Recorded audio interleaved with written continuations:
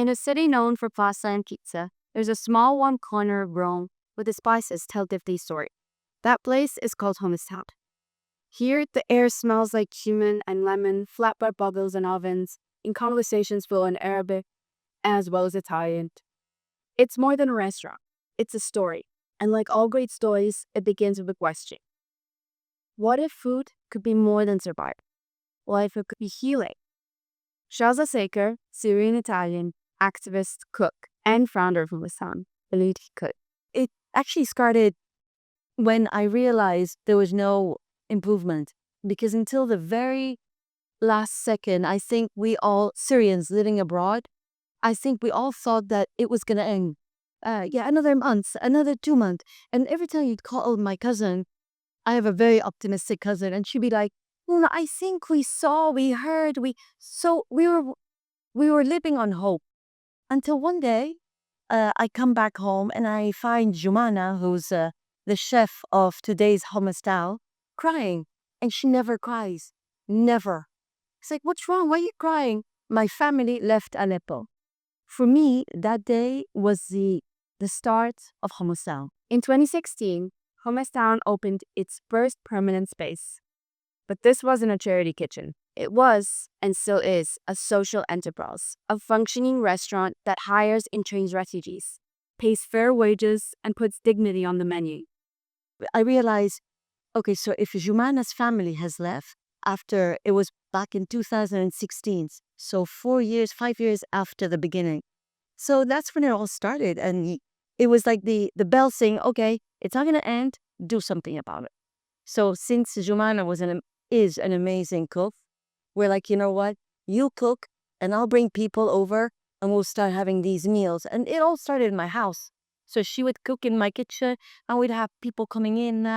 It was my husband, and we'd have them pay, right? So they'd pay, I think back then it was 35 euros.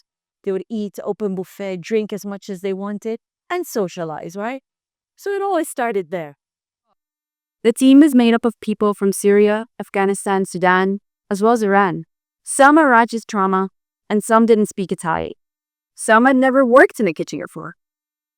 And now they serve hundreds of locals and tourists each week with grace, speed, and unmistakable pride.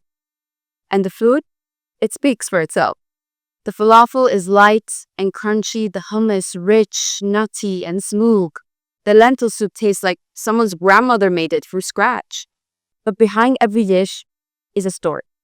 Second chance. Everybody comes with a story. And it's not only they come with a culture, it comes with a suffering. So I think what this puts them together, supports them together, is that suffering.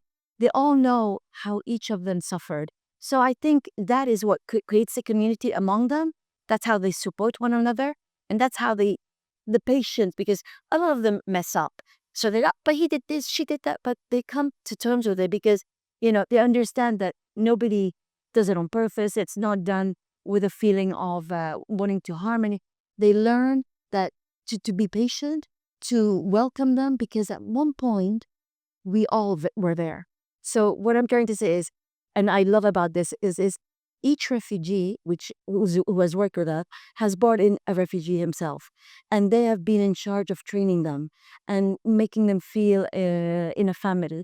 So they teach the next one coming up and so forth. And not necessarily do they stay with us. Some of them, move to other opportunities, go back to studying, change country altogether. So it's never been like, I'm here and this is all I'm going to ever do. No, Hamasan is just a stepping stone. We want to give you all we can, whether it's financial, whether it's social, whether it's just a hug, whether you're looking for a dentist or trying to learn it. That's what we try to do. And, let them feel at home. I always say one thing when I try to encourage people to eat our food, they have to imagine that it's mothers cooking. It's your mother, my mother cooking and preparing the food with the fixed idea of, I need to cook well because my child has to eat well. So they're always cooking as if they're cooking for children, healthy, not exaggerating with the salt. So I always say, yes, maybe you're paying a bit more. Yes, maybe there's a bit more. It's not the usual Middle Eastern, because it's being prepared by mothers. It's not like chef or they weren't chef to start with. They learn by bringing to the table what they've always cooked at home. So I always hope that they taste that authenticity through the food we prepare. Running a business with this kind of mission isn't easy. There are bureaucratic hurdles, long hours, and hard goodbyes. But Shaz's vision hasn't wavered. In 2022, Hummustown expanded with a second location, a bright bistro on Viale Aventino 57, right near the Circo Massimi. It's more modern, a little faster, perfect for takeaway, but the mission is the same. Refugees cook, the city eats, and everyone wins. You can't ever stop marketing yourself. Whether it's you tried my food and you're going to go and tell, oh, by the way, go and try Hummustown. That's one way. But we're always trying to look for other partners to partner with. Somebody who believes in our story, somebody who wants to, be part of it. Because I always think us alone, we won't be able to do it. Exists. Of course, our outlets bring in people, but it's also a matter of having little ambassadors all around Rome. That's what it is. I mean, once you've tried it and you're like, I like the project, I like the store, and I love the person who helped, served me. So you build a bond with whoever is serving you. I always say, whoever eats at one of our outlets, I wish he actually goes beyond ordering and asks the person serving you, who are you? Or what's your name? What brought you here? What is your story? And many times that does happen. There is a curiosity of whoever comes in our outlets to ask the person who's serving them, who are you? How can I help you? And so many stories happen. People found jobs.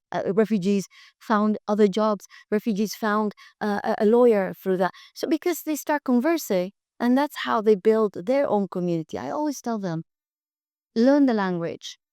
Try to promote yourself in the context of where we put you, where if you're serving at Hummustown in one of the outlets, market yourself. Talk to them about yourself. And that's how you build your own little community and network. Maybe it makes you grow. Maybe it makes you, I don't know, we even created love stories that way. So, everything is possible. So this is Aimee telling you to visit Hummustown, taste the story, and remember, every plate has a past.